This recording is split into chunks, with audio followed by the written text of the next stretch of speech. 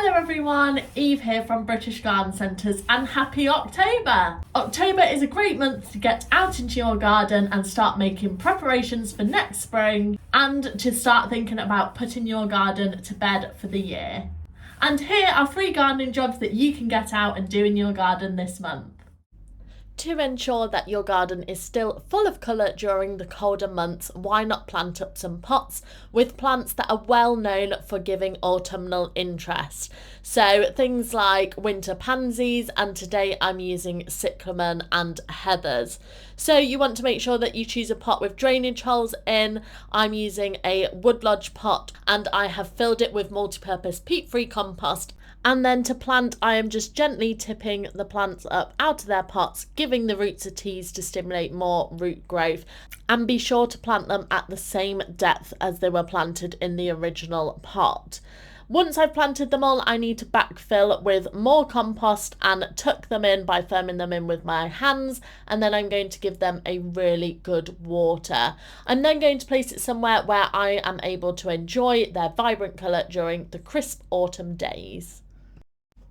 If you would like a lawn full of gorgeous little crocuses next February to brighten up those winter days, then now is the perfect time to plant them. So the easiest way to get a natural effect when planting is to throw handfuls of crocuses onto your lawn, and then to plant you can either use a bulb planter, or if you are planting lots of crocuses in a small space like me, then you can use a turf cutter like this one here, and I am cutting out patches of turf, lifting them up and then adding a layer of crocuses to the soil underneath. Once I've done that, I am replacing back the original turf and then using my feet to stamp it down back into place. Depending on where you live and the weather that autumn throws at us this year, you may receive a frost towards the end of this month. If so, then it's time to think about protecting your tender plants, and once your dahlias get frosted, if you have heavy clay soil like me, then you will need to lift them. If you have free draining soil, then I would suggest you leave them in the ground and give them a good mulch. But if you are lifting them, you will need to cut back the foliage and then using a fork gently lift them out of the soil. To ensure that you successfully store your tubers away without them rotting, you will need to remove as much soil off the tuber as possible.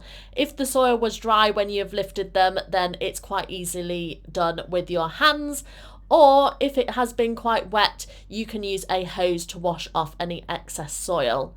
Give the roots a trim and make sure to remove all the foliage. And so you remember what variety it is when it comes to planting next year, make sure to tie a label to the tuber with the name of the variety. Now store them away until next spring somewhere dark, dry and frost-free.